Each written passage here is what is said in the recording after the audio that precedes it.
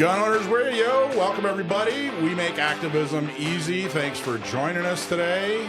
This is show number 451. Appreciate you. We're here with Desi. How are you, Desi? I'm good, Mike. How are you? Good. Okay, check it out. We have another jam-packed episode for you. What's going on with magazines in California? We're going to talk about the U.S. Supreme Court ruling against gun owners.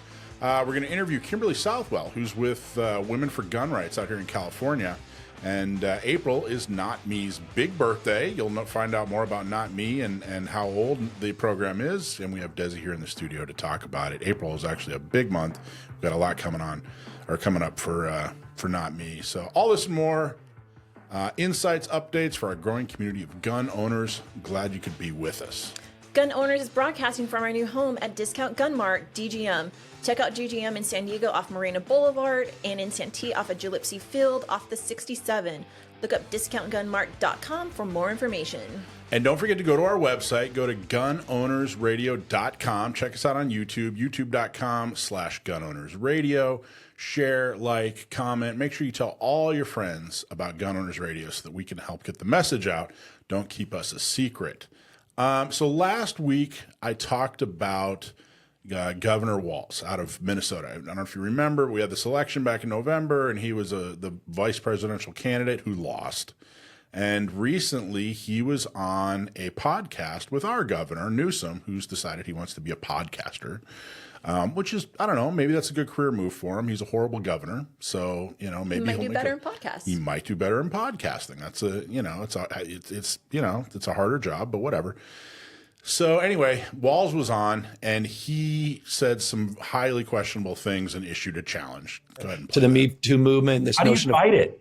this I notion think of I could kick most of their ass. I do think that if they want to do it. I know I can outrun them, but I don't know if we're going to fall into that place where we want to. Okay, we challenge you to a WWE fight here type of thing. Counter but it's a natural reaction. I think it's one of the reasons we're losing so many men. And again, it's multi-ethnic. It's not just white men. We're losing them. We're losing them to these guys online. We're losing them people that I'm bringing on this podcast as well. That's why I brought. These are bad guys, though.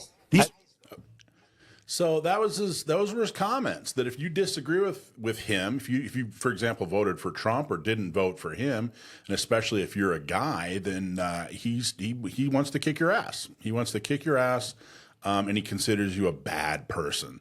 So I waited for a couple of days to see if anybody was going to talk about this. This is the first time in U.S. history I remember a presidential candidate or a governor, let alone someone who's both, threatening violence against people that didn't vote for him. So nobody really stood up. So last week I announced, I'm in. Let's do this. Let's do the challenge. I haven't heard from him yet. I think we might end up, getting a hold of his office and trying to get on his schedule. But Governor Walz, ball's in your court. Any time, any place, however you want to do it. I'm calling it the Bringing Down the Walls Challenge. So, you threw the gauntlet. I'm stepping up. Let's do it. Let's do this. Let's see if you can kick the ass of most of the people who voted for Trump. So there you go. There's your update. We're going to keep talking about this because I think his irresponsible and offensive comments, it's something we need to talk more about. But, hey, it's a real challenge. Call me. I'm easy to get a hold of, Tim. Okay. Now, our gun truth of the week. Now it's time for our gun truth of the week.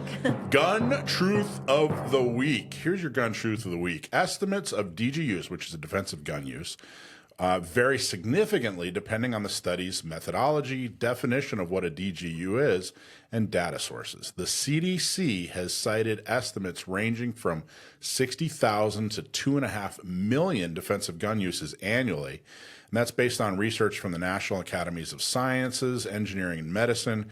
Criminologist Gary Kleck's research cited by the CDC suggests that there are approximately 2.1 to 2.5 million instances annually in which an individual in America uses a gun to defend themselves.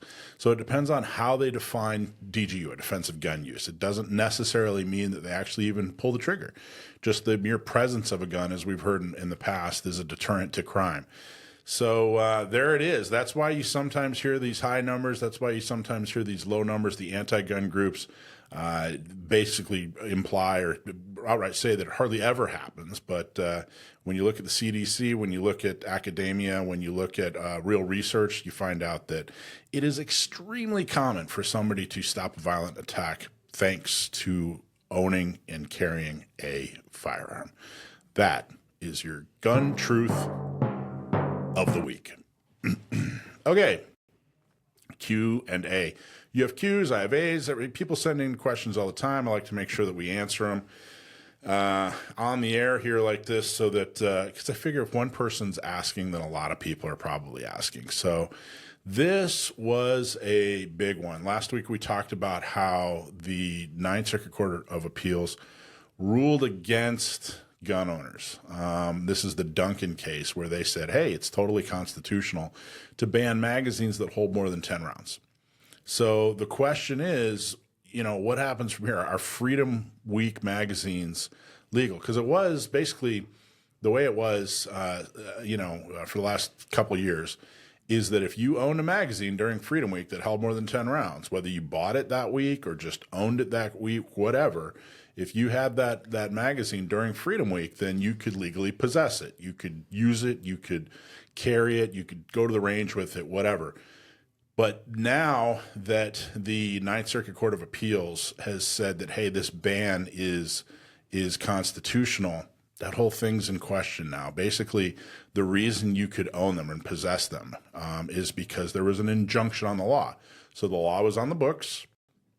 So if you looked it up in penal code, there it was. But because of the injunction, it was not being enforced. Well, now the Ninth Circuit Court of Appeals is saying, hey, it's constitutional. So is it being enforced? Well, the next step is the Ninth Circuit Court of Appeals. They send a paperwork back down to Judge Benitez. This is a very layman's explanation on what happens. So Judge Benitez, Saint Benitez, he gets this order from the Ninth Circuit, and they say, hey, that your decision overruled. It's actually constitutional. So then he has to actually issue an order. Now, how long does that take? Well, it doesn't really compel him. There's no time period that he has to get this done by. I would guess it'll probably get done sooner rather than later. This isn't something that typically takes months. It typically takes weeks. So the one thing that no one's talking about and no one's saying is, what is the fate of magazines that hold more than 10 rounds after this compliance order that Benitez, is going to have to issue because of the Ninth Circuit opinion? Well, unless there's some kind of miracle, the reality is once he issues that order, the possession of 10-round magazines or magazines that hold more than 10 rounds in California will be illegal. The decision for the Ninth Circuit Court of Appeals actually spells out a couple different avenues to take in order to get rid of your magazines, send them out of state, destroy them, give them to an FFL. Now, that's what I'm telling you is the law. That's the law. I'm not telling you to comply or not comply. This is also my opinion. I'm not an attorney. And again, a miracle could happen. I just don't know what that miracle is. But the normal procedure is the Ninth Circuit Court of Appeals sends their opinion to the original judge. The original judge says, okay, I've been overruled. Here's the order. And then once the order's in place, that's it. There's no more grandfathering. We'll all have to comply with the law. So that's what's happening. I don't think you need to do anything yet because the order hasn't been issued by Benitez. As soon as it does, we will let you know. I will keep you informed. And, this is horrible news. It's really bad news. And, I hate saying it. But I'm just looking around and no one's really being super clear on this. No one's really spelling this out because I think we're all kind of holding our breath and waiting for some kind of miracle. And I got to tell you, I hope the miracle happens. But everyone I've talked to who's an expert, no one can quite spell out what that miracle might be. So unfortunately, that's the bad news when it comes to magazines. Don't shoot the messenger. I'm not telling you what to do. I'm not telling you what not to do. I'm just explaining the normal procedure. So it's unfortunate. Okay, let's go to our lawsuits update. All right, this segment is our legal and legislative segment where we tell you what you need to know from the courts and from our legislators. But remember, I'm not a lawyer. Mike is not a lawyer. We are not giving you legal advice, and all legal advice should come from a properly licensed California lawyer. Our sponsor, John Dillon, is a lawyer. John has been helping more people fight GVROs. Those are gun violence restraining orders. If you know someone that's had their self-defense rights taken away without due cause, give John a call. His website is DillonLawGP.com, and his phone number is 760-642-7150. So do we have the pro-Second Amendment Supreme Court that we think we have? This week we lost a major case, and it could be a key indicator on just how much gun owners can depend on the courts to protect and save us. This past week we got the decision from the Bondi versus Vanderstalk case, which is actually written by Gorsuch, a Supreme Court justice. And we're going to play a video. I was actually on local ABC to talk about it, and they ran the story. Let's watch that video.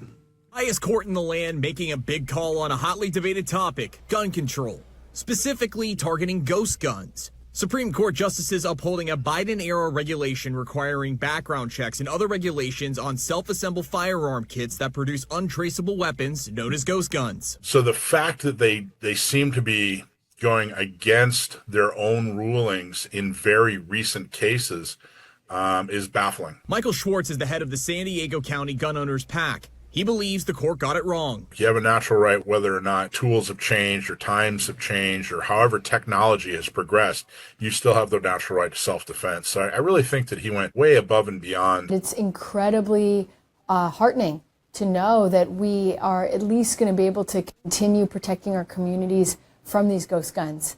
Interim San Diego County Board Chair Tara Lawson-Reamer tackled the ghost gun issue at the county level. Back in 2021, she and then Supervisor Nathan Fletcher backed a proposal to ban the weapons in San Diego County, which passed the following year. If we're going to have firearms in our country, that we need to have serial numbers on them so that we can trace them if they're used in a crime. The San Diego Police Department's Ghost Gun team, which I profiled in 2022, tells me since its inception, 454 ghost guns have been taken off the streets. Those applauding the Supreme Court's call say it's a step in the right direction in reducing gun violence. So I think this is just part of that work of keeping our kids safe and keeping our community safe. Others feel the court went too far. They're not actually purchasing a firearm.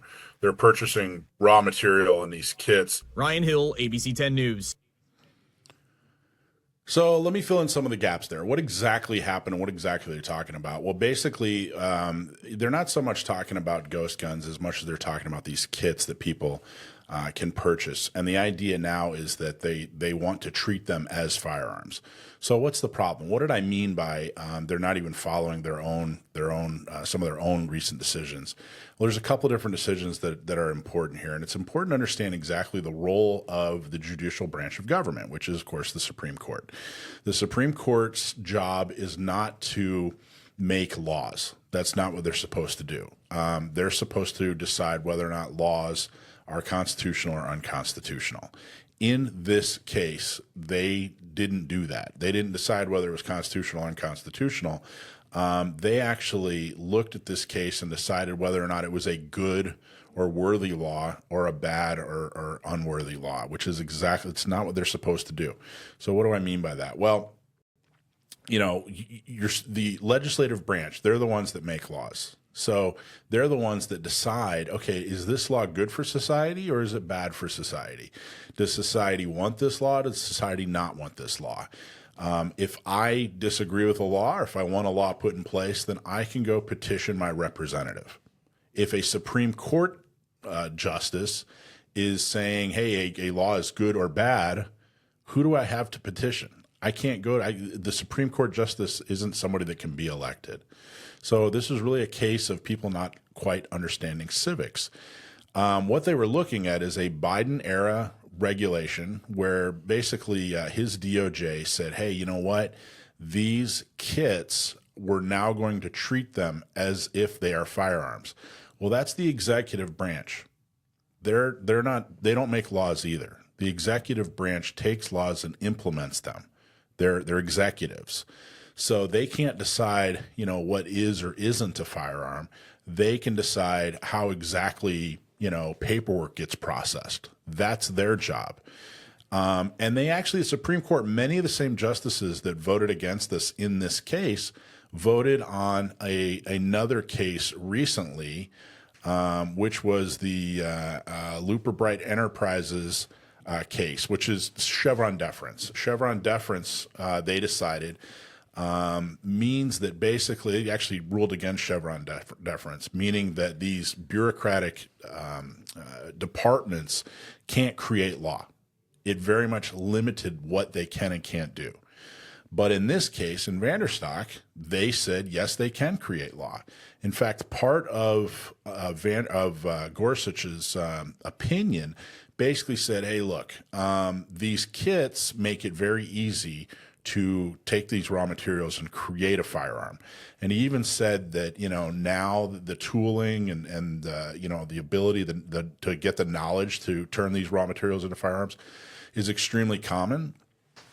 So therefore, we need to implement this law. So he's basically implying that 20, 30 years ago, this would be unconstitutional. But because of technology, because now you have the internet to look up how to do it, and because now the machinery in order to make these raw materials into firearms is readily available. You can go down to Home Depot or wherever. I don't even know where to buy it, to be honest with you. But he said that you could easily get it because of that. Because the technology has changed, then suddenly this law is unconstitutional. That's completely against, everything that he, as a Supreme Court justice, has talked about when it comes to the law. That's not his job. That's not the Supreme Court's job to decide whether or not this is a good or a bad law, or whether technology does or doesn't exist, whatever. His job is to decide whether or not it's constitutional. And if he'd stuck with his previous decision, at least in this case with Chevron deference, then there's no way in the world that the DOJ should have been able to, the federal DOJ should have been able to come up with this law making raw materials into firearms. Could the legislature, or could Congress do that? Yeah, they actually could. They could decide, hey, you know what? We're going to take this raw material and we're going to treat it the same as a firearm. Or, they could basically state it that, hey, this is where in the processing, raw material turns into a firearm. They're actually able to determine that. And of course, we make the case that, hey, that's not a gun. It's not a gun. Well, it's not a gun. It doesn't have the protection of the Second Amendment. It's raw material. So, they would have the ability to do that. Now, to get rid of it, the Trump administration could actually take the steps and undo the regulation, because this wasn't a law. It wasn't voted on by Congress. Are they going to do that? I don't know. I think I'd give the Trump administration maybe just better than a 50-50 chance of doing that. And they talked about this in the Cargill case where they talked about bump stocks. Interestingly enough, the Cargill case where they said, hey, you know what, bump stocks are legal, wasn't really about bump stocks. It was about, the process and procedure. Did they have the ability? Did this bureaucracy, this executive branch, did they have the ability to decide that a bump stock is now a machine gun? So they didn't sit there and decide whether or not a bump stock was good or bad for society. That's not their job. They just decided in that case that, hey, this is way overreaching. They can't decide whether or not a bump stock, they being the ATF, the DOJ, the executive branch, can't decide whether a bump stock is or isn't a machine gun. That's up to Congress. They're the ones that make laws. So they flew right in the face of that decision, and basically was completely and totally contrary to that. Even if you go back, one of the other, and I'm looking at very recent cases, this has nothing to do with the Second Amendment, but the Dobbs versus Jackson opinion, which came out the day before the Bruin decision, and it had to do with abortion. That had absolutely nothing to do with abortion. They didn't actually make a decision on whether or not abortion is good or bad for society. Their case was, this isn't addressed in the Constitution. And these are the same Supreme Court justices that just ruled against gun owners. They said, hey, you know what? Abortion has nothing to do with the federal government. There's nowhere in the Constitution where it's protected. Therefore, it goes back to the states. Now, there's nothing in the Constitution that supports this case. And it doesn't pass any of the tests. Back in 2008, the Heller versus DC case said, as long as a firearm is in, is in common use, then it's okay, then it's protected.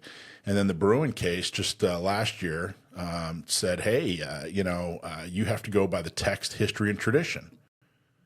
Well, there's nowhere in this decision where they talked about common use. There's nowhere in this decision where they made the case that in the text it says that raw material is a gun.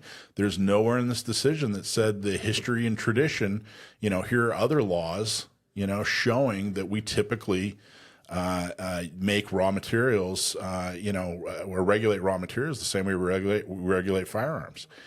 So this was completely misguided. And that's not by my standards. That's by the Supreme Court standards in recent opinions.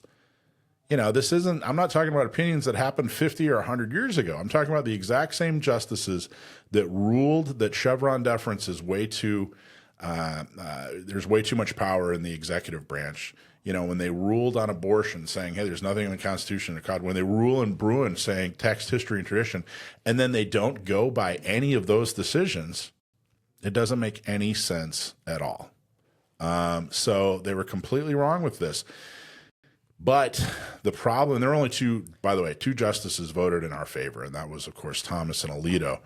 And I highly encourage you to read their decision. It was just 2-7, so it was a shellacking. But I really have been hesitating to say it out loud, but I don't think we have the Supreme Court that we think we have. I don't think that the Supreme Court that's there now is as gun-friendly as people are hoping, as Second Amendment friendly as people are hoping.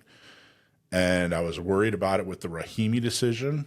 You could really see how they were thinking, what their thought process was in the Rahimi decision if you read that. And now I'm saying it out loud.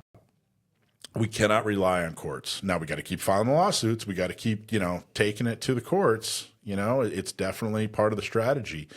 But this shows we have to do our part and be the activists that we need to be in order to get the right people elected.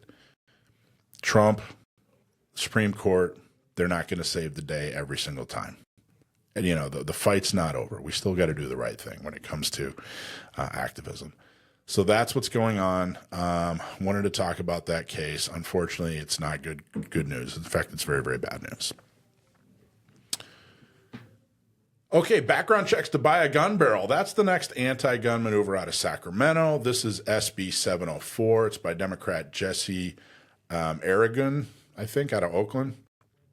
He was actually a city council member and mayor of Berkeley, which is a very, very anti-gun city, and has typically some very extreme laws and regulations, and is plagued by crime. So this could have been stopped. SB 704 could have been stopped back then when he was on the city council. Someone could have stepped in, raised a little bit of money and ended this guy's political career before he became a senator, a state senator, and is now in Sacramento trying to infringe on your rights.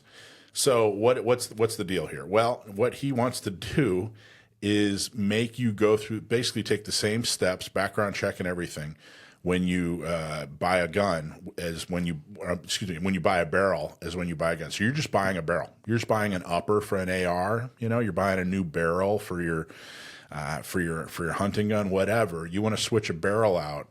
In order to purchase that barrel, if SB 704 passes, you're going to have to go through a background check, of course, pay a fee, et cetera, et cetera. You got to understand how these types of bills come up. He didn't recognize that there's a problem and then sit down and brainstorm and figure out how are we going to solve this problem. That's not what happened. One of two things happened. Either the anti-gunners at Brady or Moms Demand Action came to him and said, hey, we have a whole list of bills we want to pass that'll absolutely harass gun owners, and we want you to carry it because I don't know if you remember, but we endorsed you and we helped you get elected. And he said, okay, fine. Or he said, gee, I don't really have anything going on. I don't have any bills to pass. I don't have any great ideas. So I'm going to look around. I'm going to talk to different lobbyists and other organizations and see if I can pass a bill. I'll bet you an anti-gun bill would probably help me, get some votes, raise some money, so I could tell my base that, hey, I'm doing something. That's how this stuff is done. Very, very rarely, almost never, does an elected official identify a problem and then come up with a creative solution, and stand for something that they actually believe. So he's not he isn't just sitting around thinking, boy, these barrels need background checks. I better do something about it. It was, he either is trying to raise money or get reelected, or some busybody lobbyist anti-gunner decided, hey, this is going to be our next latest and greatest. So that's what's going on. That's SB 704. We definitely need that not to pass. It's not going to do anybody any good. It's just going to harass us all, make things difficult. Okay, so that's all you need to that's all you need to know this week as far as bills and your legislative and legal updates. So there you go. And that's our legal and legislative segment. Okay, next thing we're going to do is we're going to talk to one of my very favorite people in the whole world. Hey, I was. I said she's one of my very favorite that's people. fair. I have an enormous list of very favorite people. Kimberly Southwell with Women for Guns. I'm so happy to have her on. Kimberly, how you doing? Hey, good morning. Good to see you guys. Good morning. I'm doing good. Now, you're the California rep, or what's the title exactly? I want to get it right. The exact title? Oh, we're going to be formal. Okay. So I am the California State Director, Women for Gun Rights. There you go. Women for Gun Rights, which used to be DC Project, but now it's Women for Gun Rights. Correct. Which is good. I like that. It's a lot more clear. DC Project almost made it sound like it might have been a, comic book related, right? Agreed. Yeah. Yeah. Anything but what it really is. But Kim could be the hero in any comic. Yeah. Have you seen her with a gun before? She's pretty much a badass. I have. I've been on the same range with Kim a couple of times. Yep. So that's awesome. You guys outshoot me any day of the week. So I still wouldn't mess with you, Kim. That's right. So tell us about Women for Gun Rights. Now we know pretty much. Give us a little background. Give us the elevator speech on what exactly Women for Gun Rights is. Okay, great. Women for Gun Rights is a nationwide organization primarily made up of women, not only, but primarily of women. And what we do is we safeguard the Second Amendment. We do have state directors across the United States, and we're by and large nonpartisan. And we believe that education is the key to firearm safety and violence prevention, not the legislation. So, if you can remember, I remember it in my lifetime, and yeah, I'm old now, but it's not that long ago that we talked about openly about guns, and we had kids taking guns to school, putting them in the locker, and then after school they would go out and they would shoot and hunt and do whatever they did with their friends, and they had guns in the back window of trucks anywhere and everywhere. We talked about it all the time. Safety was something that we talked about. Now, apparently, in the last 20 years, Michael? Yeah, I think it started taboo. in the 90s. Yeah, I think it started in the 90s. It's just taboo to talk about guns, right? Yeah. And our mission really is education, preservation, and advocacy. And when I say education, that means what it is, what we do, how we do it, why we do it with a gun. And this is anywhere from hunting all the way up to competing. There's a lot of education that goes into handling a gun in those situations. And of course, anywhere around self-defense. But preservation I'm talking about is encouraging the preservation of Americans' gun culture. And there is one. It's just not widely acknowledged anymore. It's not. It's a shame. And I think that there's kind of a, we've had a Yamani on, who's a sociologist, who's talked a lot about how it's gun culture 2.0. It's kind of a different it's taken on a different meaning. Gun culture has changed significantly in the last, I don't know, 25 years, where it's more of a self-defense, whereas I think pre-90s, it was all about hunting. You know, there's a reason that people have to point out that, hey, you know what, hunting has nothing to do with the Second Amendment, because that was gun culture probably going to say pre-90s. Someone could probably correct me. Maybe they'll think it's earlier than that. Maybe they think it's later. But I'm going to say right around 1990 is when things really started to change. And I think that what really the catalyst was Florida becoming a May issue state with CCWs.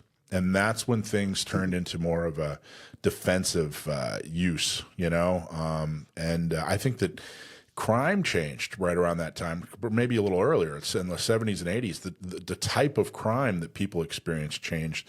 So I think that defense got more and more important. But gun culture now is a very different thing. And I think that, I think that's part of why women have been such a huge growing segment in the gun community, is because self-defense is extremely important to women. It is. Michael, you had, I was listening to a statement that you were making, and I want to say it could be is 2 weeks ago, but that women are basically 2.5 more times likely to get attacked. And I don't know. I mean, and I'm thinking about just Southern California. 1 in 3 women can expect to be attacked and or raped. She's 1 in stealing my 3. I'm sorry. Yeah, I said you're stealing my line, Kim. That's what we talk about. Yeah. So 1 in 3 women, right, can be victims of sexual assault, and that's at some point in their lifetime. Exactly. Like, those statistics are crazy when you think about it. But that's why we know that, you know, guns aren't always the answer, but they can be a powerful equalizer for women. I couldn't agree with it more. Thank you very much. I'm sorry I stole your line. I'm glad you did. Kim, I forgive you. Kimberly, how did you get into guns? What's your background story? What brought you into into gun culture? It was kind of, it's not anything major. I was never attacked physically. I was never. I mean, it was really kind of odd how it came about, and it just started me thinking, and I carried it out. So I ride motorcycles, and I raise money for our veterans here locally, and I've joined up with the American Legion, and they have a motorcycle arm, if you will, of the American Legion, and we raise money for local veteran processes. And part of what we do is we honor our fallen soldiers when they're coming back home. And we basically escort them to their final resting place. So it's one of these visits. There were a number of us bikers. We were in front of the casket. We pulled into the big cemetery down here, and there were a number of people basically. They weren't happy that we were there. And they weren't happy that we were supporting the baby killers, and they weren't happy that we had anything to do with our military. And this is in front of Rosecrans, so it's not like we were. They weren't protesting you because you were on motorcycles. They were protesting you because you were supporting the military, especially supporting our military and our fallen soldiers. Yeah. Oh my gosh! And so that's here in San Diego, Rosecrans. Yeah, here, that's San Diego. Crazy. It was, and I don't even know if we had a heads up, to be real honest. I don't even think I even thought about that it would come down to someone, basically going against bringing a fallen soldier home. That just didn't ever enter my mind. We got in through, I would say, 20, 30 people. We went into the cemetery, and we were setting up for a flag procession and honoring the soldier going to his resting place. And I stepped away from that to go back to the bike to get something to drink. I got to the bike. It's probably 30 feet, 50 feet away from everyone that I was just with. It's not that far away. Mm-hmm. So I was getting something to drink, and then I had 6 guys surrounding me and the bike. Wow. Surrounding me and the bike. And they all had signs. These were all the guys from the front. They had followed us into the cemetery, and they were not, they were very loud. about they were not happy and how could I and blah, blah. And I can't repeat what they were saying on radio or anywhere else, so I'm not going to, but I was saved. And the guys that I was with, prior military themselves, came over and they kind of, they dispersed the crowd pretty quick. After that is when I started thinking. That must have been extremely scary and intimidating. Yeah. I'm not a small girl, so I get it. I kind of carry my own, but that was the first time that I ever felt, holy crap, what am I doing? This could have been really bad. You felt threatened. Incredibly threatened. And I was in what I considered something safe, and obviously I was mistaken. So I started paying attention. I started doing self-defense things, and just to make sure I could carry my own. And of course, the natural next thing, the equalizer itself came into being, and a girl and a gun, and I joined a chapter. And well, next thing I know, I'm range safety officer and a NRA instructor, and I'm helping other women find things to help themselves out. So that's kind of how I came to be. I love it. You jumped in with both feet. Yeah. And now look at you. Yeah. Well, now I get to talk to legislators about all the craziness that they're bringing to. It's not even English, Michael. When I'm reading all these things and I'm reading all the legislation that's coming up, it doesn't even make sense, and it's duplicative and it's completely unnecessary. But they're spending a lot of money doing it. So, what's something that you have found? What's something that you've learned as far as talking to elected officials that helps you be effective? What's something that you can, a tip that you can give when it comes to communicating with elected officials to be more effective? I have to keep reminding myself that these elected officials are just other citizen.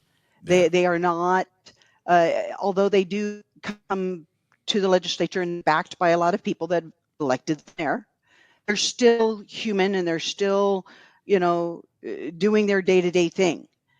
So once you figure out that they're on the same level as you are, and you're talking to them like I'm talking to you, you have to realize that not everybody has even seen a gun, let alone, they know what it is, of course, but they have no real idea of what it means to pick up a gun and either go hunting or target shooting or any of those things. There's no real connection. So I try to give them a connection, and it's not about a gun. It really isn't about the gun. It's about safety. So if I approach it from a safety aspect, because I believe that's where we can all be kind of on the same level, and we can all agree we want to be safe, then I can at least get them to listen longer than 2 seconds when they figure out that I'm not going to beat them over the head with a gun. I don't even care if you ever own a gun. I don't. What I do care about is, do you understand when you see something, what to do, how to do it, and make it more safe, and make it safe for kids. Now, is that true when you talk to men and women who are elected officials? Is there any difference when you're talking to a man or a woman who's elected, or is it pretty much the same across the board? Yeah, that's a good question. I don't know that I've ever deviated. If I've noted that, like Laura Davies is female, but you have Kylie that's male. I don't know.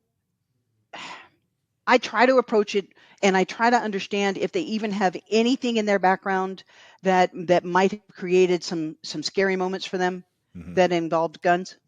I try to approach it, and men or women, and I have found that men have been just as scared. Yeah. They have been approached, maybe not as often as women, but certainly they've been approached. So if you kind of approach it in the situation, whether it's men or women, guys normally, I want to say normally, but it's not so normal anymore. Guys are more likely to have handled a gun versus a lot of the gals that I'm meeting. So I would think that might be a little bit involved, but nowadays there's a lot of people, for a lot of reasons, wanting to pick up a gun for self-defense. So I can't, now the bar has been equalized. when you talk to somebody, whether they know what it is or not. Well, Kim, you know, women are the largest demographic of new firearms owners, right? And it's because we understand that they can be, you know, one of those tools in our tool belts to protect ourselves. Absolutely. Gun ownership. I want to say, well, if we think that 32% of Americans, now this is nationwide, but if we think of 32% of all Americans own at least one gun, and we now know, I think as 2021, that 41% of those gun owners are women. So it's Say just that again. been What's the percentage? That's bears repeating. What's the percentage again? It bears repeating. So we have about 32% or 82,880,000 gun owners in the United States. And out of those, 41% of those are women. That's amazing. I don't know if I love those. So it's 40%. I mean, almost half. Yep. I don't know if the first time I bought a gun was late 90s. And I don't know I don't think back then I started getting involved with Second Amendment activism in the 2000s, late 2000s. And I don't think I ever imagined a day when 41% of gun owners are women. It just wasn't the case in 1997. Well, because back then maybe 20% were women, right? And so with this rise of women ownership, and women tend to be pretty better shooters too than men. And you know why? Because they listen. And when you instruct them, we actually listen to what you're teaching us. So agreed. The big strategy too. Everybody was trying, like, well, we got to get more women to have guns. Let's make them pink and put little bedazzles on them or whatever. You know, like that was the big strategy. That was everybody's. All my guns are colored too. They're either blue or teal. You know that, Mike. Like I have to show that you can have fun with guns and the colors. So that's true. But I think that the need for a gun ended up being a little bit more of a better sales pitch for women. I think that self-defense is it's very different when it comes to men versus women. I think that men, it is. It's for men it's a little more expected, but for women, an attack it's far more devastating. The reasons that men and women get attacked, for women it's far more devastating. Well, think about the roles here, Mike, if we talk about it. Like, men are supposed to be the protector, right? Like, if you're in a relationship or if you're just the man of the house, you're supposed to be the protector. So we, as women, concentrate on you to protect us. Over the years, because you're seeing people like myself that are single for longer, right? Like, we're having to learn these tools to protect ourselves because we understand that we can't always count on a man to defend ourselves. Or if you're out and about and in different situations, you're not going to always have a man to protect yourself. So that is, and that's what I mean by it's like expected. It like is expected. If you're a man, you're just expected to be able to handle yourself. Us. And I got to tell you, I didn't realize one of the things that became very clear to me, and I'm interested if you guys have had a similar epiphany or realization. Let's hear it. After I started carrying every day, I got my carry permit and started carrying every day. You spend that first month kind of, wondering if everybody can see it, Where's it at? But then after that, True. it was, I kind of thought to myself, I can't believe I used to just go outside with no ability to defend myself in bad situations. I can't believe I used to just go on a road trip. I can't believe I'd get lost in a neighborhood somewhere. I can't believe I'd go on public transportation. I can't believe I'd go to some big store with a ton of it really occurred to me how, the first, 40 years of my life, how vulnerable I was. And that, maybe I could throw some fists here and there. But the reality is the most effective self-defense tool ever created is a gun. And I went for decades without one. And it wasn't something that you talked about, or it wasn't something that you had to deal with on a day-to-day. Now, did you guys have that? Did you ever come across that same feeling? Like, oh my gosh, I feel so much more protected now. I mean, of course, right? I think one of my big epiphanies happened during COVID, right? Mm-hmm. Because I got my CCW in 2020. Mm-hmm. And before then, I wasn't really thinking about carrying a firearm outside the home because I never really felt like unsafe. But then when COVID hit, as everybody knew, everybody thought the world was going to end. And so that was when I think crime and violence became a lot more at top of mind. Yeah. And so if I left the house without my firearm, I felt naked and I didn't feel protected. Yeah. Yeah. What about you, Kim? You have a similar? You get to the point when I started going down this road, and I was starting to learn more about the self-defense, I found myself feeling more vulnerable at that point in time, because I started paying attention about where I was going. At some point, one of my friends were like, "Why are you so paranoid? Why do you keep looking around?" And I mean, when you go to Vegas or where you go, I mean, just go out and about, go downtown. I started noticing things, and I would just watch things. I didn't stop going out, but when I started feeling that vulnerable, I'm like, okay, where have I been for the last 40 years? Where have I been not carrying something and not being able to protect myself? This stuff happens in seconds. I mean, 10 seconds, and it's over. Yeah. And or it just begins. For some people, they're kidnapped and they're taken away. For some people, they're raped on the spot, right next to a place that should have been safe.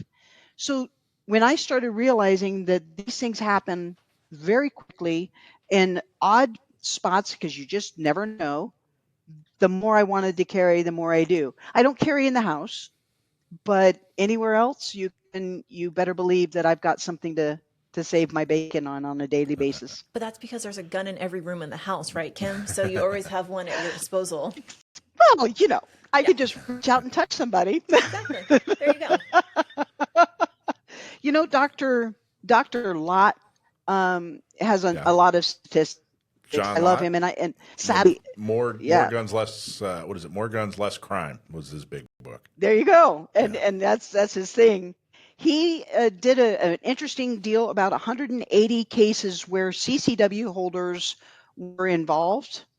And one of the things that he said basically was 51.5% of about 180 cases, so 51.5% where CCWs were involved and they stopped a potential crime, they also potentially stopped mass shootings. Yeah. Yep. There's actually a report. We haven't gone over it yet. I think we're going to talk about it next week. But I've really been reading it. Concealed carriers do a better job of stopping active shooters than police. Yes. And I haven't gotten through it all yet, but that's something we're gonna dig into and talk more about. Have you read that whole report? Is that where you're getting the information from? Yep, it's exactly where I got it from. So unfortunately, there's a lot of statistics there, and my eyes roll back in my head, and I have to stop and re-look at this. There's a ton of information in this report. There is. I've been meaning to talk about that report for a couple of weeks, but it's so dense and so thick. There's so much good information in it that I've been wanting to absorb it. But we're probably going to talk about it next week for sure. But okay, so Women for Gun Rights. What are some of your goals for the year? What are some of the things that you in the great state of California? Because there's just one person per state, right? And you drew the short straw, so you got California. But here I live, right? This is where I live. But it's a big so I want to say, I mean, that's huge for one person. It's huge.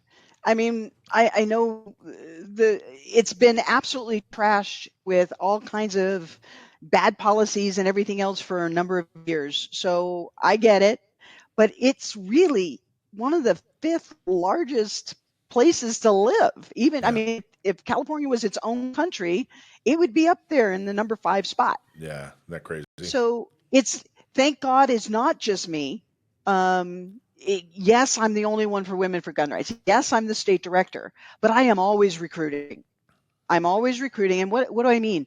I'm trying to get a lady or a man in each of the voting districts in the state of California.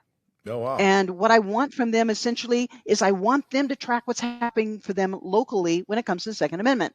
So whether it's a local state, I mean, it's kind of like what you do down here, right, Michael? I mean, you guys go after the city councils and you have to make sure what's going on where. That's what I want to kind of extend throughout the state of California. When you say voting district, you're talking congressional voting districts. Congressional voting Yeah. districts. So what are there? Are there 55? 55. I was right. Oh, look at that! I should get a You gold were right. star. You were So right. there are 55. Now there are other districts, and they're like 72, but it's a different type of districting type thing. But I'm starting with 55. I've got a number of folks that are in Northern California as well as the middle portion of it. I work with groups like San Diego County Gun Owners, which has just been amazing, and your groups in Riverside and Inland Valley, CRPA, and there's other people that are going up north. There's a lot of ladies that absolutely own their own shooting. They're instructors, so I work with those instructors up and throughout the state of California. Currently, we're headed up to Sacramento. April will be up there on April 9, and we'll be talking to all the legislators there about all the crazy gun laws that are coming down the pipe. I think there's 21 of them. There's a lot. That will. Yeah, there's a lot. Well, last year was a little more, and this year we got a little bit slower start. So maybe they're dealing with other stuff. I'm not sure. But then there's a DC fly-in that will happen in June. So the latter part of June, Women for Gun Rights will be in DC. We're there for 3-4 days for training, rally, and 2 days of visiting with our legislative federal partners there. Wow! So all 50 of you on the same in the same week there. Yeah, that's awesome. Actually, there's more than that because we have other people that are helping us out. So I have a couple of people that are coming with me from the state of California. So there could be 3 representatives just for California there. I just had this image of 60 women marching down the halls of Congress with their with like a clipboard and wearing a nice like suit, like a pantsuit, you know what I mean, and and just all determined, and I'd be intimidated. I'd get out of here. You should see us at the state rally. We have a rally in front of the Supreme Court.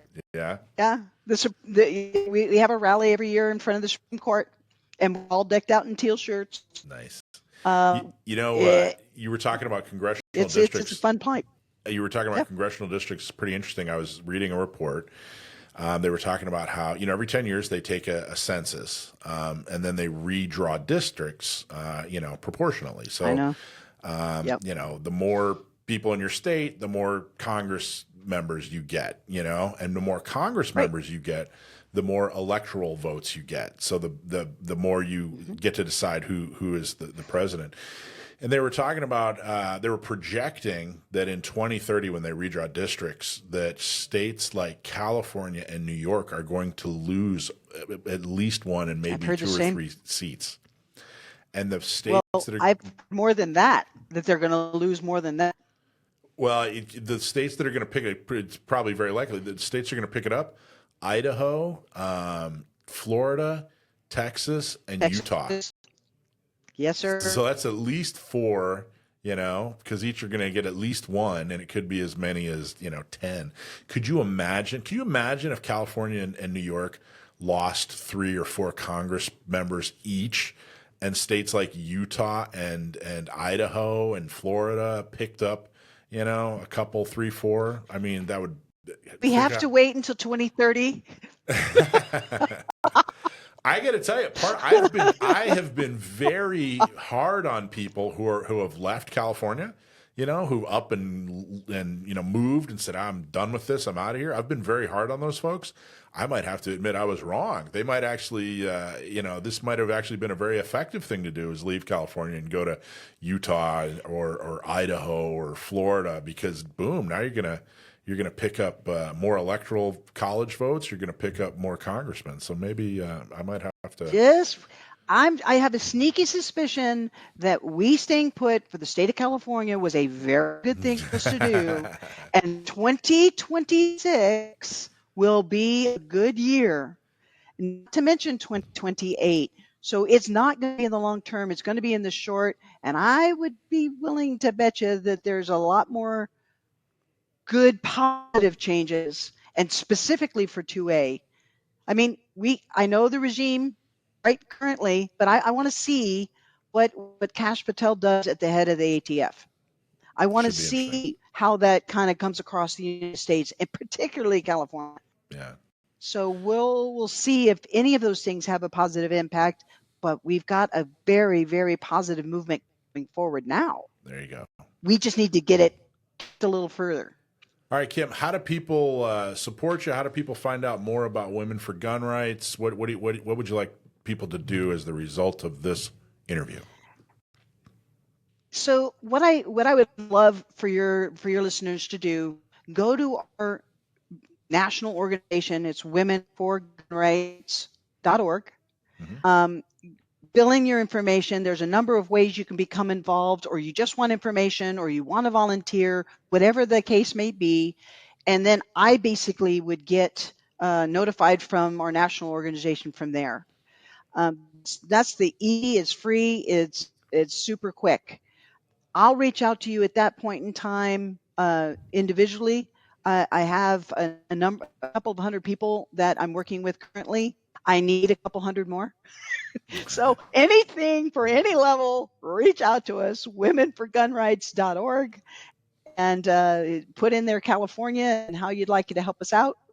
And money is always good. Donating for the cause. You might not want to do a thing, but $4 or $5, $20, $100, whatever you might be able to spend and share, that would help out the cause. Every little bit counts. Awesome. Womenforgunrights.org. Thank you, Kim. Please tell everybody we are so thankful for what they all do, and we appreciate you guys making a difference. And thanks for joining us on the show today. Thank you for having me. Yes, ma'am. I'll talk to you very soon. Yes, sir. Thank you. Bye, Kim. Bye, Des. Kim.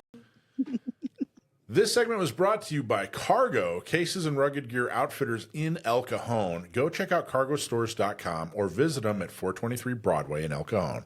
If you need to protect your gear while you're on the go, look no further. Cargo has the perfect case for you.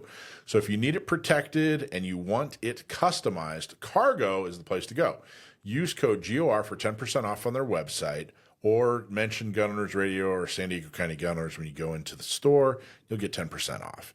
If you're a manufacturer, they also do customized branded cases for businesses, so check them out. Really need your help. We want you to go and let them know, hey, thank you so much for supporting Gun Owners Radio. Buy something cool from them. Michael down there at Cargo is wonderful, so help us help them. Before we go into deployment, I wanted to talk about something from Cargo. So this is a very, very cool thing. It's a strap. It's actually a belt. You could wear this as a belt. I'm not sure I could wear this as a belt. Most people could wear this as a belt. Maybe I'd wear it like a garter. What do you think, Des? Yeah, it might fit your leg. Anyway, this is actually, it's very, very big. I'm not sure the exact size. But this is a belt you could use when you're traveling, when you're at the gym, when you're jogging, something like that. And you want to be able to, carry some little things, money and ID, that sort of thing. It's made of this nice stretchy material. So you can actually put an entire wallet in there if you like. You could put your cell phone in there if you like. Keys in there. Put your keys in there. It's actually very big and stretchy. And this strap is very, very hardy. So Looks durable. yeah, and it's only $19.95 is what the tag says. Very cool little trinket here that Cargo has. You can get it on their website. You can get it at their store. But go check them out, and don't forget to use GOR to get 10% off. What do you think, Desi? Is that something you'd use? Yeah, I might use this at the gym. Put my cell phone in there so I don't have to carry it around. There you go. Nice. Thank you, Cargo. Okay, let's talk about deployment. This is sponsored by Red, White, and Badass Brew Coffee. Check them out at rwbbcoffee.com. Use code GOR to get 15% off. Order your coffee. They're local. They're pro-Second Amendment. They're absolutely wonderful. So They just opened up their own coffee shop, too, in La Mesa. Oh, really? Yeah, he just opened up his own little drive-thru. Did he have the grand openings? Yeah, happened good. this past week. We're going to have to get that address and promote that. When he was on the show a few weeks ago, he said it was coming. So Been seeing videos of him everywhere with that, so he's got his location open now. nice. Well, check them out. rwbbcoffee.com. Follow him on social media. Get your coffee. Okay. So this is the part where we need you to get involved. We talked about how the Trump administration is not going to save you. They're going to do some good things. They're the most pro. It's the most pro Second Amendment administration that I've ever seen. At least in modern times. But I think that that's also a statement not just on how pro Second Amendment the administration is, but it's a statement on how there's been a lack of pro Second Amendment presidents. So, it's not a spectator sport. We live in the country of the self-governed. You have to get involved. We need you to be an activist. So we make it easy. We got a couple of suggestions for you. First off, the NRA annual meeting is in Atlanta this year. It's coming up.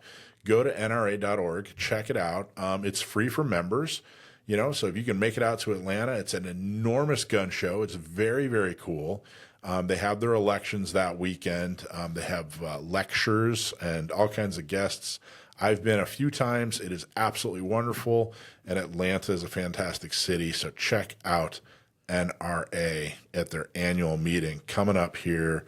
What's the exact date? Do you remember what the exact date is in 2025, their annual meeting? It's coming up April 24th through the 27th. So it's at the end of, it's about a month from now. So you still have time. Check them out. It's worth it. It's fun. I loved it. I absolutely thought it was great. I got to go again. I'm not going to be able to make it this April, but I want to go again. Next year. Yeah. I went to one in Pittsburgh and, where else did I go? I went to a couple of different places, but I remember I went to one in Pittsburgh, and anyway, I really enjoyed it. Second Amendment Comedy Night. That's right. That's us. That's right here. That is us. Yeah, that's right here in San Diego. It's very, very cool. We have a couple of different options for you. It's actually April 30th. That's a Tuesday.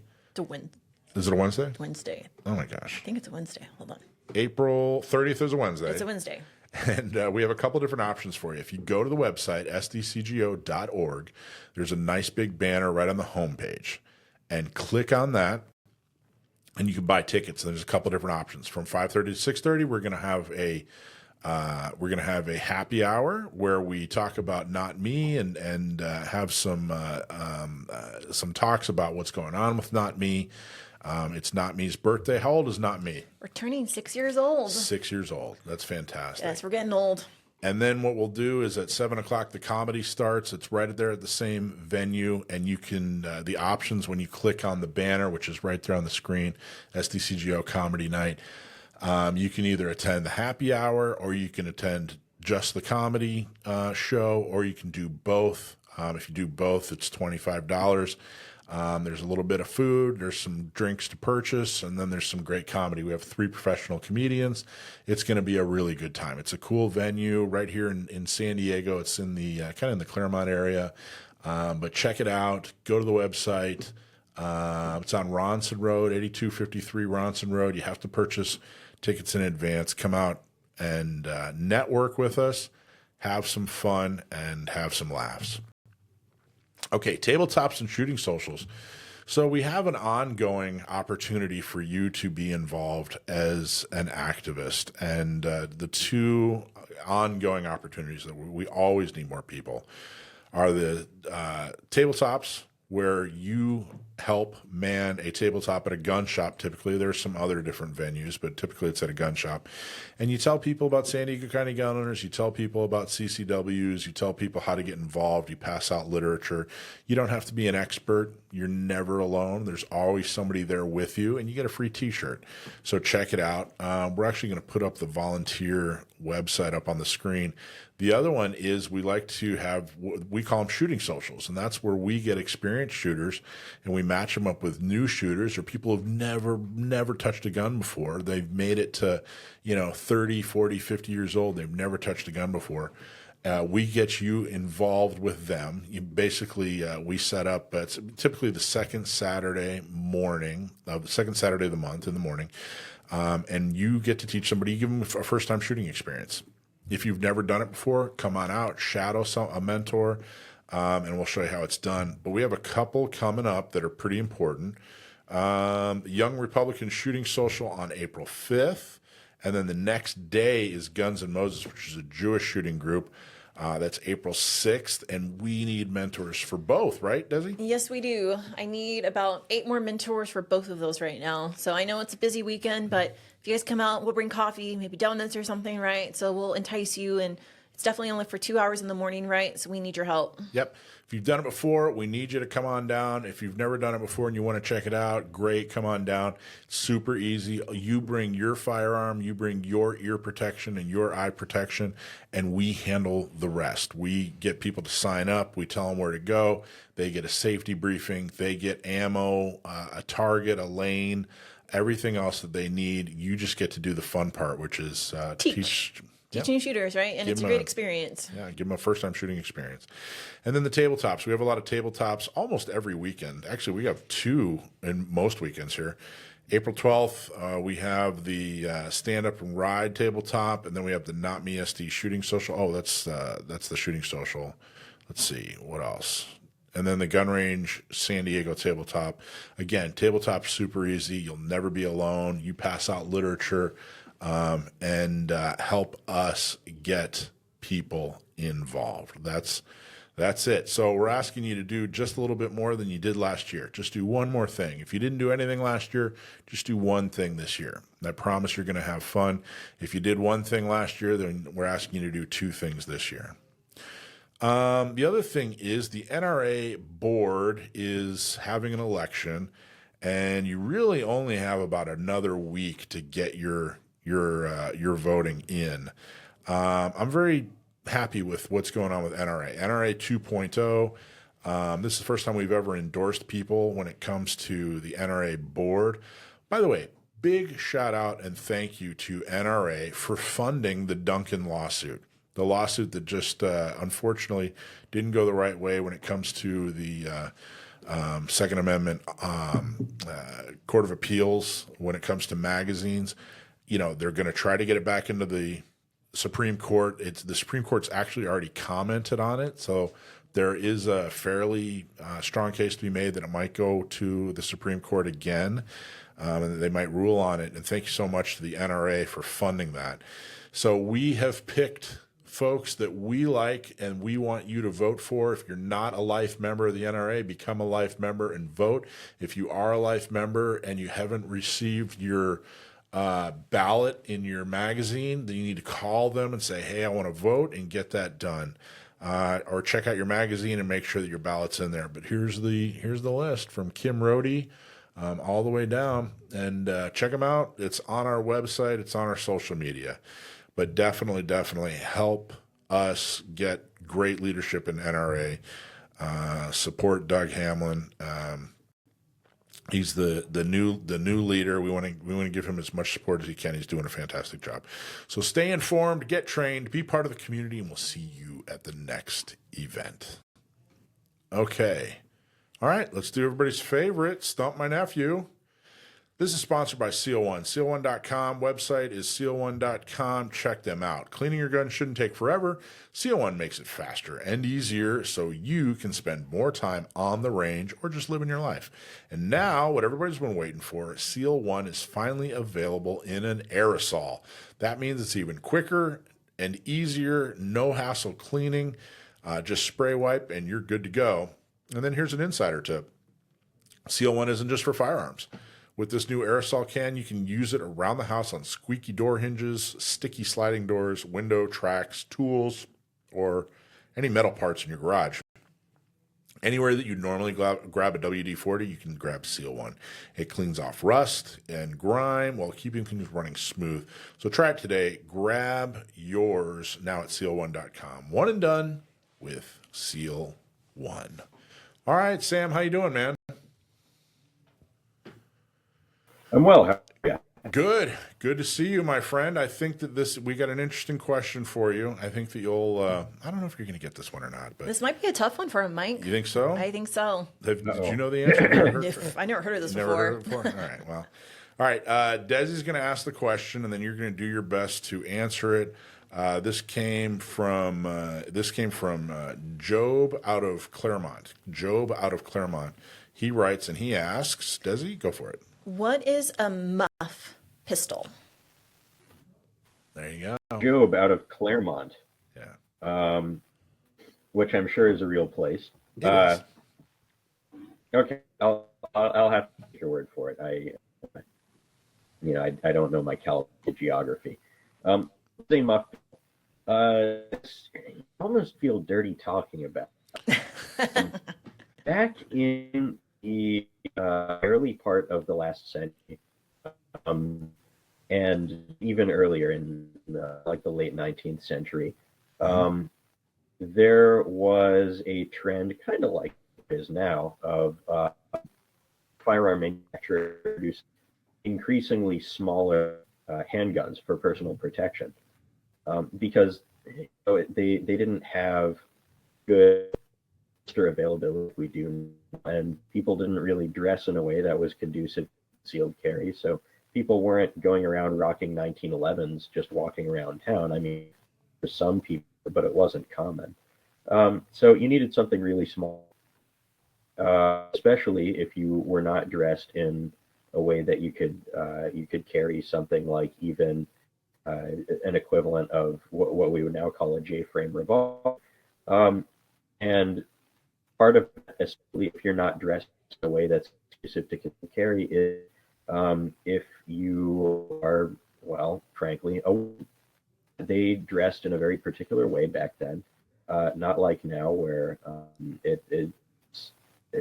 you'd see women walking around in jeans and probably carrying concealed, no problem. They were wearing those big frilly dresses, and you can't really, there's no bolt in there. You can't have a pistol or a full-size revolver holstered.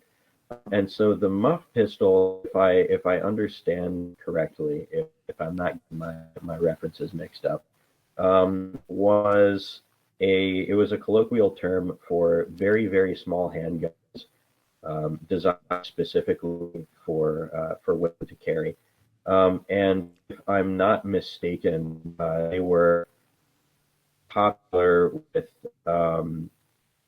women of ill repute who needed some kind of means of self-defense because they were working in rough parts of town. I'll leave it at that. He's close. Yeah, I mean, you pretty much got it. But Yeah. do you actually know what a muff is? Do you know what women used to carry around a muff? Do you know what that is? Like the things where your hands go like this. You know what? Is it like a handbag type thing? I don't know. I'm not. It's It's kind of like where you put your hands This is in not a like fashion this. show. This is a gun show.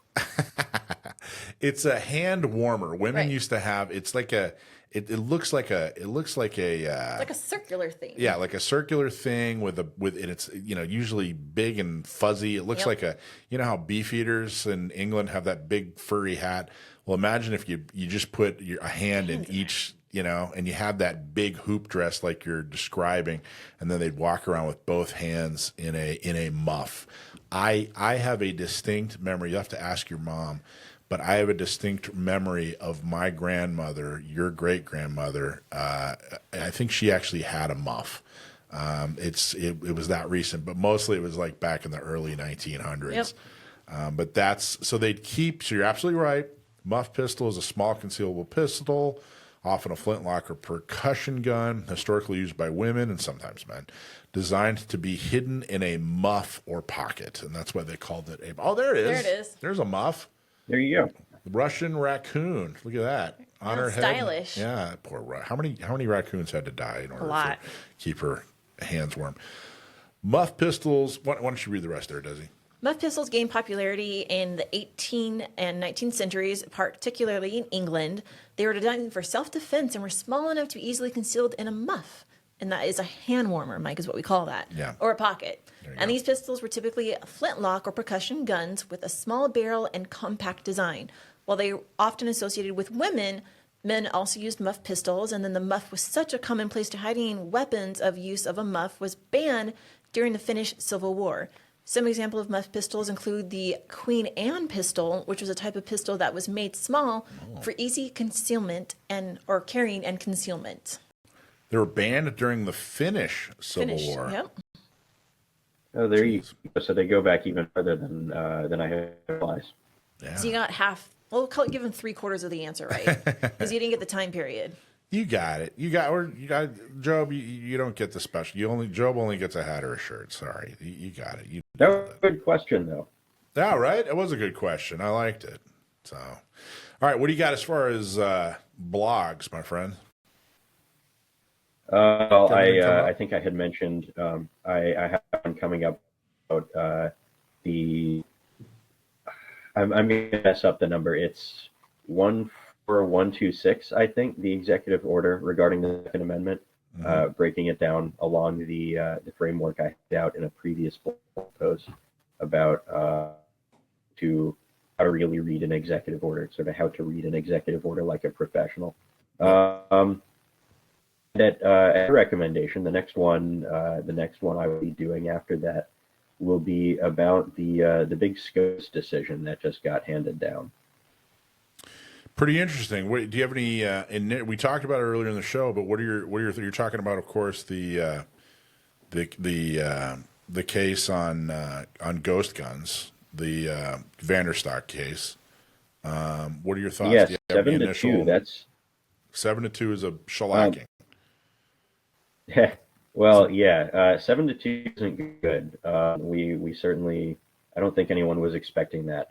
But I had talked about this on the phone this past week, and something I brought up, and not to get too foil hat here, but I think that there is a possibility. This is just an idea that part of why historically solidly quote unquote conservative Supreme Court justices deferred to the government on this might be because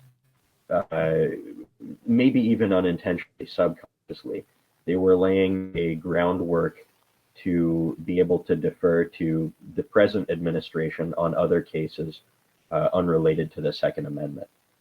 Being able to say, well, if an executive order decided to unilaterally make this policy change, we'll let the executive do that. Again, I don't think that's why. I just think that it's possible that might be part of the reason that I haven't really seen talked about.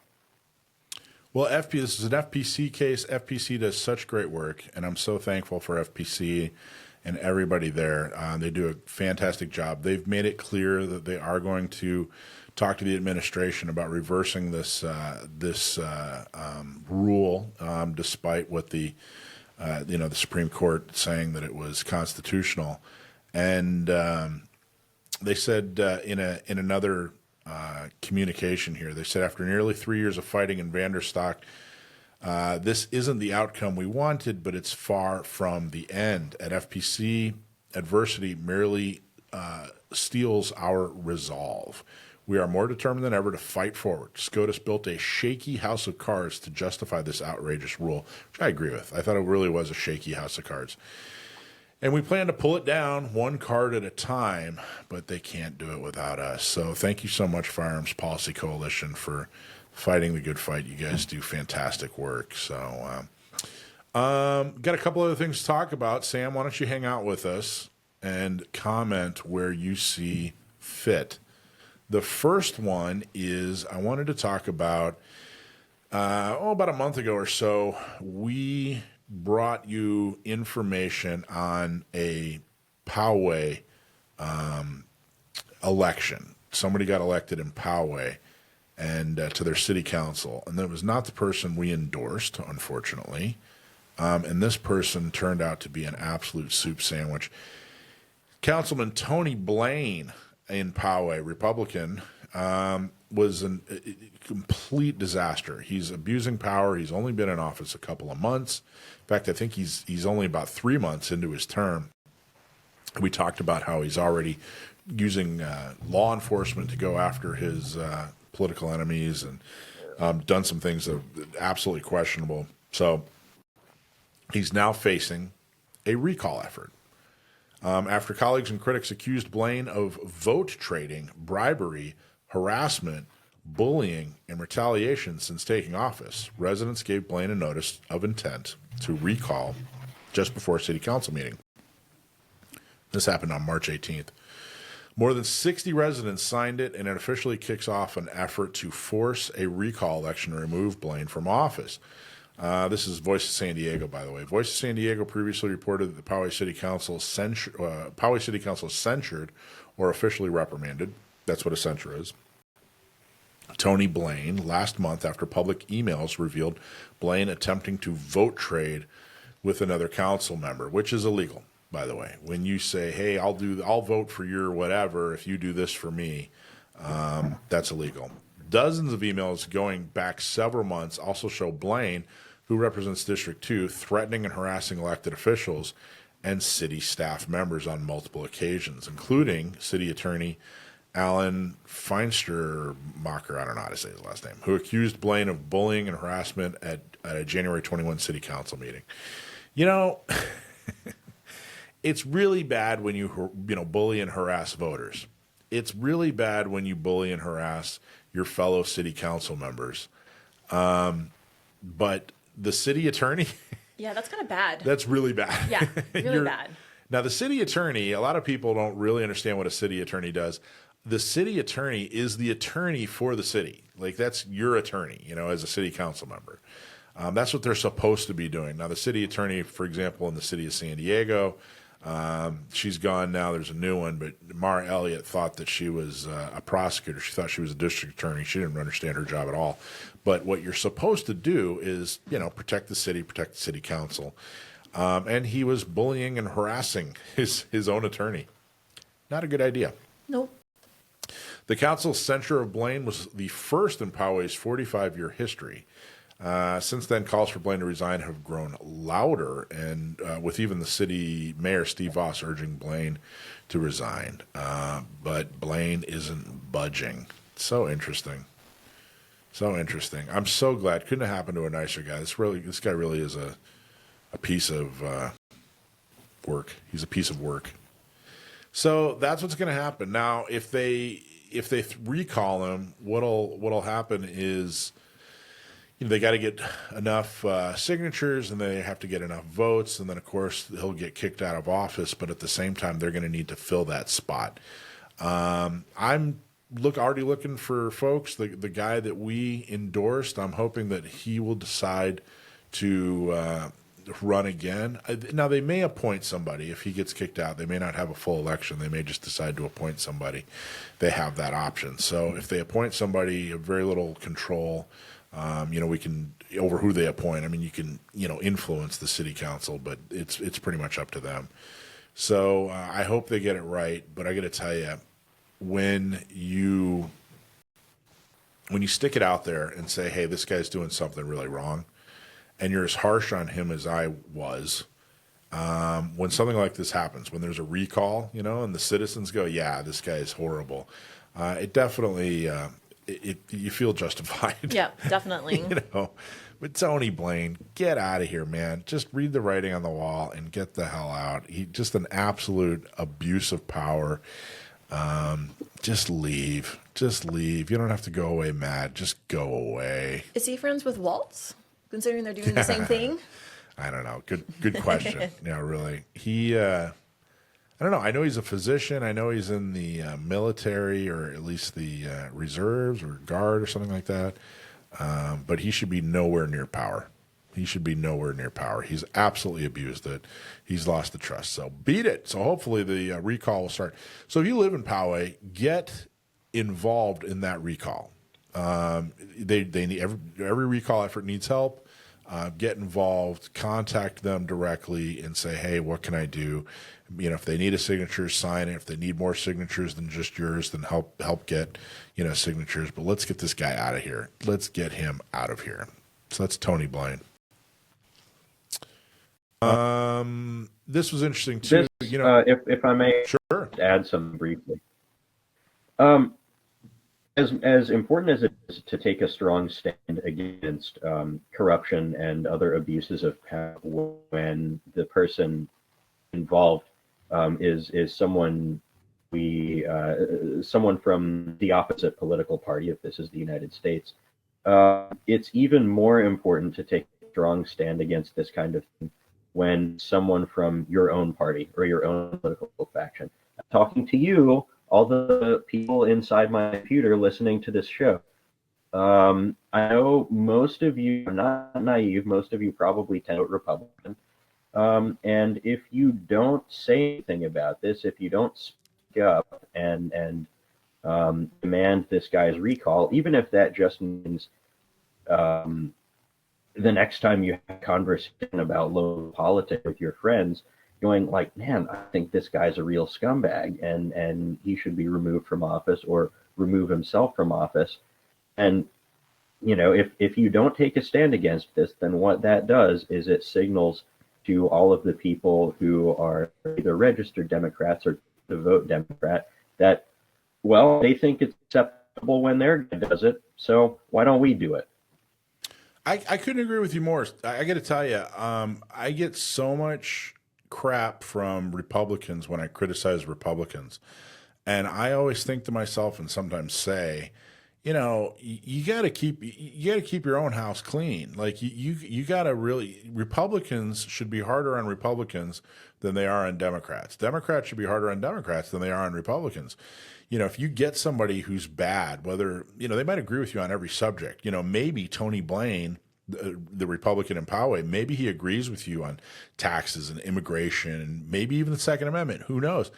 But if they're a scumbag, that's going to stain everything that you're trying to accomplish on all your hot button topics. So it frustrates me. It entertains me. It makes me laugh when Republicans get mad at me when I criticize Republicans for being, you know, bad people, or when I criticize Republicans like Tony Blaine as being a very bad person, or when I criticize Republicans for not you know, towing the line, not doing what Republicans say they're going to do. Republicans, you know, giving somebody a pass is just absolutely wrong. I've said it before, I'll say it again. When you're talking to an elected official, treat them like the same way you would treat an underperforming employee. If you're treating them better or if you're treating them worse, then you're probably making a mistake.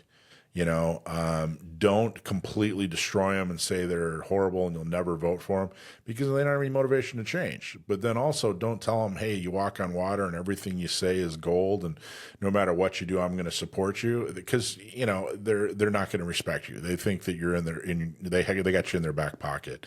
So, you know, telling them, well, gee, golly gosh, you know, you did this right, but you know, this other thing over here really stinks. I don't know. You got an election coming up. Maybe I'll vote for you. Maybe I won't. That's the way to handle elected officials, you know, especially when they're in your party. So I'm glad you said that, Sam. I completely 100% agree with you. Okay, Canada has been, I got to tell you, the last few years, I'm going to say decade or so in Canada has been horrible for gun owners. And found a video here, a very recent announcement. Why don't we go ahead and play that video? Today, the government is adding a further 324 unique makes and models of assault-style firearms to the list of prohibited firearms in Canada. This prohibition takes effect immediately. This means these firearms can no longer be legally used, sold, or imported in Canada, and can only be transferred or transported under extremely limited circumstances. As part of that process, the government of Canada has committed to the Ukrainian government to identify whether some of these guns could be donated to support the fight for democracy in Ukraine. Unbelievable. Where's the logic here? So Canada, the entire country, is outlawing semi-automatic rifles. They can send them all to us. Yeah, really. I'll take them off your hands. Yeah, help pay off their national debt, maybe. You know, so basically anything that looks like an AR, looks like an AK, any kind of semi-automatic long gun. You know, I don't know how they're defining assault weapon, but however, we can assume, you know, if it looks scary and, you know, Rambo may have used it, then they're probably going to ban possession of it. Of course. And they're just going to, boom, that's just it. You're just a felon or whatever they call them up in Canada, eh? And then on top, if it, you know, to add insult to injury, They're sending them to Ukraine. Yeah, let's go help them out. Let's give them all the guns because they need them. It's like multi-level, virtue signaling. I think they might have talked to Governor Newsom and Walz when it comes to these issues. It's ridiculous, isn't it? Unbelievable. I think, if you have a single shot 22, you're probably okay up in Canada. But, people keep telling me that, we live in this modern free society. There's no way they're ever going to take your guns. Well, Canada's a modern free society, and they lost pistols. They're now losing rifles. They're going to lose knives next. Right? Even steak knives. But the idea that they're going to take people's guns and then call Ukraine and say, hey, you want them? Yeah. You want our citizens' guns? I can't, as an American, I can't think of anything more offensive. I cannot think of anything more offensive. Like I said, Mike, let's just tell them we want their guns. We'll just take them off our hands. But I mean, what are you doing? You're giving them to Ukraine as if Ukraine is some kind of country that you want.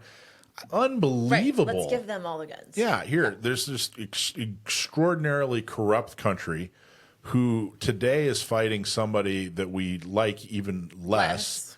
So therefore, we're going to give you all of our citizens' arms? Because that makes total sense, Mike. It makes total sense. Unbelievable. And you know what Canadians are going to do? They're going to comply. Come here? No, they're going to comply. They're going to say, hey, great. All right, well, gee golly gosh. Yep. And that'll be that. I have said before about this exact thing. We've talked about this, on the show this a few months ago. I don't remember exactly when.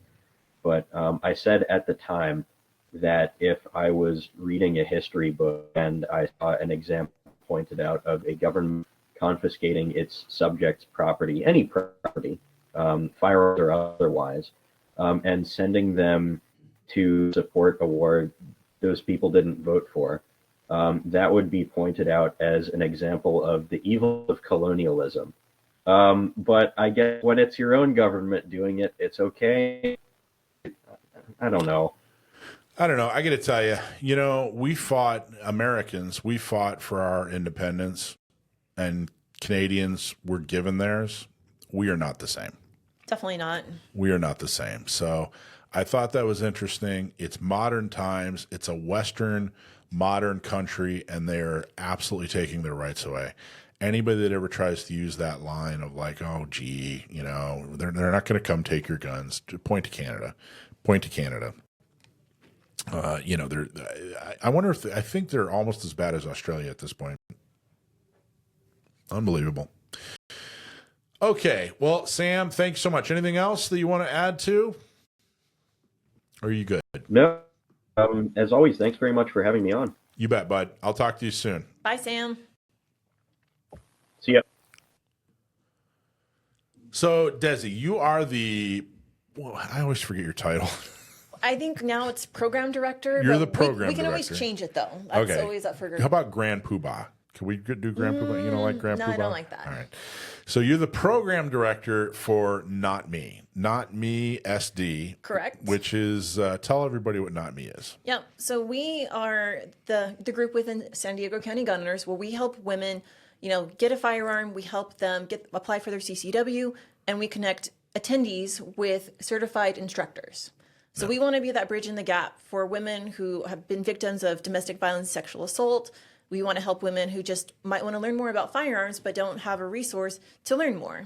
So there you go. Get like I've long said, get a gun, get training, carry it everywhere you can. Exactly. And this is not what I love about this program is it's not just information on the internet. Correct. It's not just a pamphlet, it's hands-on. Hey, I'm a trained volunteer. I'll take you to the range. I'll take you to the shop.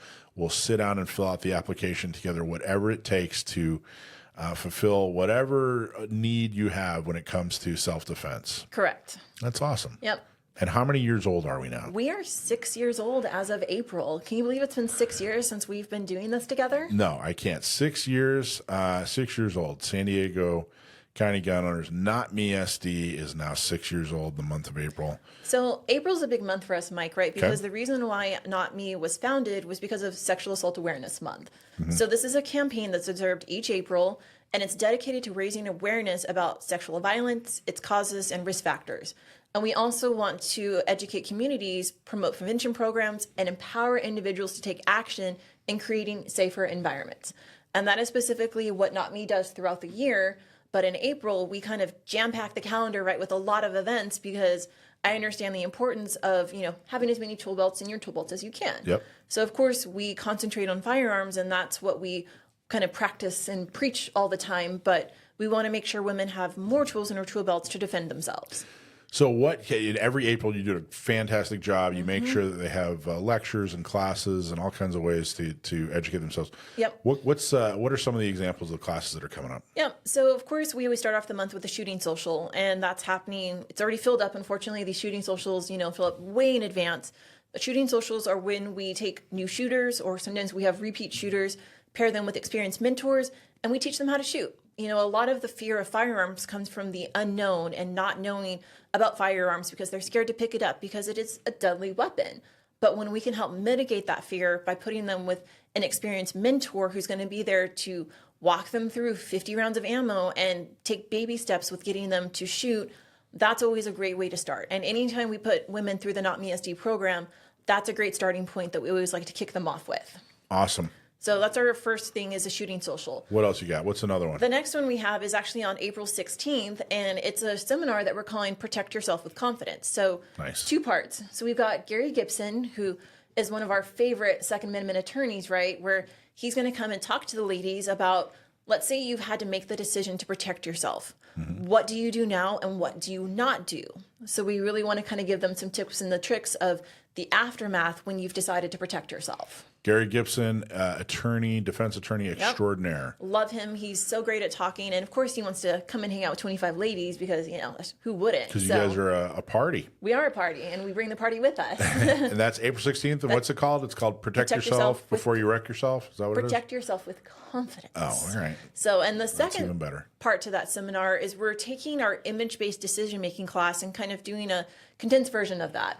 So image-based decision-making, this is Alicia that's going to be teaching it, is where we basically have different flashcards, and each is a different scenario. And so we want to teach you and get into the mindset of, how do I protect myself in these situations? Like, do I run? Do I use my voice, which is a powerful tool? Do I use my firearm?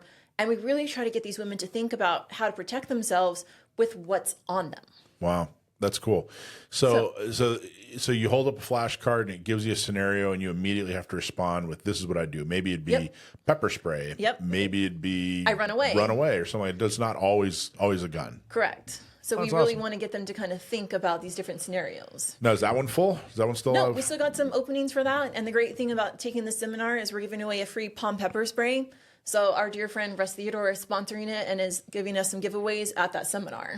Very cool. And then the last thing we talked about is the last thing that kind of caps off the month there is, of course, the happy hour. Yeah. So the happy hour, the idea with this was to be able to give women that are coming through the NotMe SD program an opportunity to meet more women who are either looking for other friends to go to the range with. We want to give them, exposure to other women's groups like a girl and a gun, or, well-armed women. So we really want to introduce women to these other resources that are out there for them to continue their firearms journey. NotMe is a great starting point to where we can kind of help get you started. But, once women have gone through a shooting social and have kind of purchased their first firearm, right, like we really want to take the training wheels off of them and give them additional resources to continue their training. And one of those additional resources, of course, is this training that we're doing with Lee from Barely Training, right? Yeah. So a lot of the women that come to shooting socials, some of them are repeats, and they're like, Desi, I'm bored. Like, I love the training, but I want to do more with this. And so this was a great opportunity that we wanted to put together and partnering with Lee to do an outside class and kind of taking these skills now that they've learned at a shooting social to the next level. Yeah, and it's up on the screen. Only the location has changed. We actually are combining the happy hour with the comedy night. So we're going to kick it off with the happy hour. Everybody's going to get together, do some networking, talk to some folks, and talk a little bit, maybe recognize a couple of folks from that are doing good things with NotMe. Definitely. And then we're going to go over and laugh for a couple hours. We're going to laugh with everybody else. There Correct. you go. That's awesome. How cool is that? Yeah, I'm excited. I mean, I've been a part of this program with you now, Mike, for 5 years. Can you believe that? I absolutely can. You've done a fantastic job. Well, it's only just the beginning. I mean, if you look at how many people we've helped, which is 1,300 women now, like 1,300 women in the past 6 years. I mean, that might seem like a large number, but when you think about how San Diego County has 3.5 million people, right? There are still so many other women out there who need our help. And you know, the program is free, right? It doesn't cost anybody to come through the program. And so, you know, we're here as a resource and we want to help as many women as we can. And so tell a friend, right? You know, put the word out there that we're here to help. And anything that's not free, for example, you know, like if you can't afford to purchase a firearm, if you can't afford to take some of these classes, if you can't afford to apply for your CCW, then we have discounts and grants, and we want to make sure that your self-defense is not cost prohibitive. Correct. And we want you to be able to defend yourself no matter what the cost is. How cool is this? What a great program. I love being a part of this. I mean, I wouldn't trade it for the world because, you know, when we can help women go through the program who have been a victim, like the gratitude that you feel from these women, Mike, is something I can't describe. Yeah. Because think about if you've been in a sexual assault situation, like someone's violated your own personal safety. And so you're afraid. You're constantly afraid because you're always looking out for what might happen next. And so when we can teach someone how to protect themselves, whether that be with a firearm or pepper spray or teaching them how to be more situationally aware, you're giving them that empowerment back into their own hands, and you're giving them their safety back so they can feel more comfortable and confident in the day-to-day. So what we teach has a ripple effect with these women for the rest of their lives. And so these 1,300 women that have gone through the program, I mean, to me, that's 1,300 women that I've helped give their safety back into their own hands and is now a better person for it. The other side's super rewarding too. The ambassadors, the volunteers that help you, the ladies who, you know, get the training and help with the program. You know, it's enormously rewarding for them as well. Definitely. I mean, we can always use more ambassadors, right? Because it's definitely not an easy task to help some of these women because it doesn't take a lot of time, but, you know, we can always use more resources. There you go. And what are you doing on Tuesday morning? Oh, Tuesday morning, I will be on KUSI talking about Sexual Assault Awareness Month, and I'm excited to kick off the month on air. There you go. So tune in Tuesday morning, KUSI. At 7:40 a.m., and you might see a friendly face that you might know. How cool. So what are some goals you have for NotMe for this next year? What are some things you want to accomplish? Yeah, definitely. That's a great question. So for the rest of 2025, my goal is to really start to reach out to other avenues of women who might need our help. So we're talking about partnering with different, you know, domestic violence shelters and other organizations across the county so we can be that extension of women who need their help. So let's say you walk into a shelter, you've been a victim, you know, you get your resources for housing, you get your resources for the mental health. We want to be that resource to help you when you want to take your safety back into your own hands. And whether that be we just go through some situational awareness, we equip you with some pepper spray, we talk about firearms training, right? Like we really want to be that extension of resources that you can get because, again, empowerment and mindset is a big deal, especially when you've been in these situations before. Truly is. Well, that's awesome. All right, Desi. Anything else? Anything else you want folks to know? I mean, those are the big goals for the rest of this year, and it's a big April that we have coming up, so I'm excited. I'm excited, too. It's going to be a lot of fun. There's a lot going on. There's a lot of opportunity to help. There's a lot of opportunity to help. If you want to help, men or women, you want to help the program, you want to help folks learn how to shoot, get the training. You want to, help the organization grow so we can help even more people. There's a lot of opportunities to help. So please decide that this is going to be the time, this is going to be the year, this is going to be the place that you're going to help us out. And if you can't, join. If you're like, hey, you know what, I'm just too busy, I got family, I got work, I got everything going on, great. Then just become a member of San Diego County Gun Owners. Make a donation to NotMe CA by going to notmeca.org. Throw us a couple of shekels. Understand, but we need your dime or your time, hopefully both. That's how we're going to change culture and politics. and the way the Second Amendment's treated here in California. So that's awesome, Desi. Thanks for everything you do. Thanks for letting me do it. Yes, ma'am. Awesome job. All right, that's the show. Appreciate everybody tuning in. Thank you so much, Rich, for working the board and producing the show. Desi, thanks for being here. Thanks for having me. You bet. Alicia and Dakota, you guys will be back next week. Went on a little sabbatical today. Thank you, Sam. Thank you to our sponsors, Cargo, John Dillon, and of course, Seal One. You guys are awesome. Get involved, share the show. See you guys next week. Gun Owners Radio.